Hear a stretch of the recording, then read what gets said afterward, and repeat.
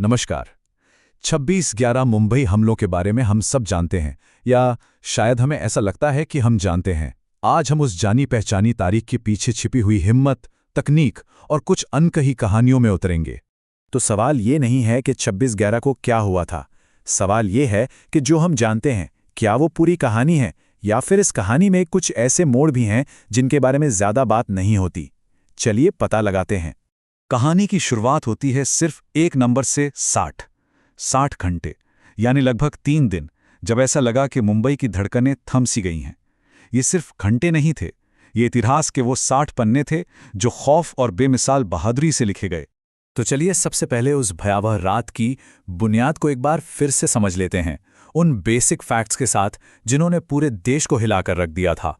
तारीख थी 26 नवंबर 2008 और अगले 60 घंटों के लिए मुंबई के कुछ सबसे जाने-माने और सबसे व्यस्त इलाके जैसे Taj hotel, CST station, Oberoi Trident और नरीमन हाउस एक जंग के मैदान में तब्दील हो चुके थे।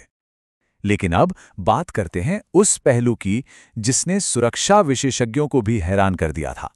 इस हमले का एक ऐसा डिजिटल कनेक्शन था जिसके बारे में बहुत कम लोग जानते हैं। कभी सोचा है कि हमलावर, जो उस शहर से बिल्कुल अनजान थे, वो हर गली, हर कोने को इतनी सटीकता से कैसे जानते थे? आखिर उनकी प्लानिंग इतनी सटीक कैसे हो सकती थी? जवाब बहुत ही मॉडर्न और सच कहूं तो काफी डरावना है। Google maps. जी हां, एक ऐसा टूल जिसे हम और आप रास्ता खोजने के लिए इस्तेमाल करते हैं, उसे मुंबई पर अब तक के सबसे बड़े हमले की साजिश रचने के लिए इस्तेमाल किया गया था। आतंकियों ने मुंबई के नक्शों से लेकर होटलों के अंदर के एक-एक लेआउट तक सब कुछ ऑनलाइन स्टडी किया था। ये भारत में आतंकवाद के लिए डिजिटल टूल्स के इस्तेमाल का शायद पहला इतना बड़ा मामला था, और इसने आने वाले खतरों की एक नई तस्वीर हमारे सामने रख दी थी। अब जब हमला इतना अभूतपूर्व था, तो उसका जवाब भी उतना ही जबरदस्त और सुनियोजित होना था, और उस जवाबी कार्रवाई को एक नाम दिया गया, ऑपरेशन ब्लैक टॉर्नेडो। हालात की गंभीरता को देखते हुए देश के सबसे बेहतरीन कमांडोज यानी एनएसजी को दिल्ली से सीधा मुंबई एयरलिफ्ट किया गया।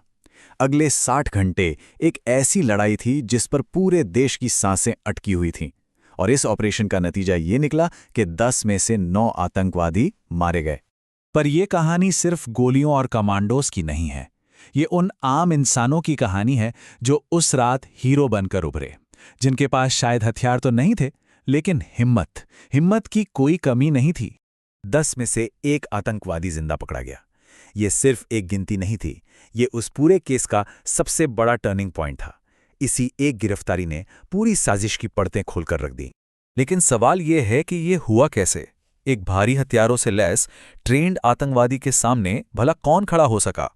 इसका जवाब एक अकेले इंसान के असाधारण साहस में छिपा है। Assistant sub inspector Tukaram Omble, ये वो नाम है। इन्होंने बिना किसी हथियार के आतंकवादी अजमल कसाब की राइफल की गोलियां अपने सीने पर ले ली, लेकिन उसे जिंदा पकड़वाने में कामयाब रहे। उनकी इस कुर्बानी ने भारत को इस साजिश का एक जीता जागता सबूत दिया, एक ऐसा सबूत जिसके बिना शायद ये अंतर्राष्ट्रीय साजिश कभी साबित ही नहीं हो पाती। बहादुरी की ऐसी ही मिसालें ताज होटल की दीवारों के अंदर भी दी जा रही थी। वहां के स्टाफ को आज भी एक खास नाम से जाना जाता है, अतिथि सत्कार के अनसुने नायक या अनसंग हीरोज ऑफ हॉस्पिटैलिटी। और ऐसा क्यों?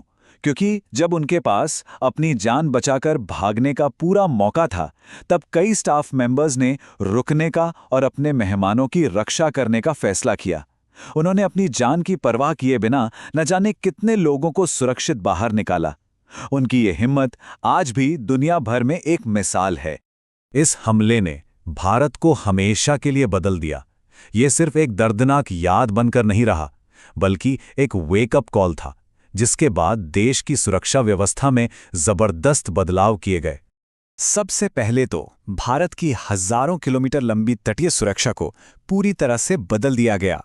दूसरा, आतंकवाद से जुड़े मामलों की जांच के लिए एक खास एजेंसी बनाई गई, नेशनल इन्वेस्टिगेशन एजेंसी यानी एनआईए। और तीसरा, होटलों, एयरपोर्ट्स जैसी सार्वजनिक जगहों पर सिक्योरिटी को पहले से कहीं ज्यादा मजबूत कर दिया गया। तो कुल मिलाकर 26/11 सिर्फ एक तारीख या एक हमला नहीं है।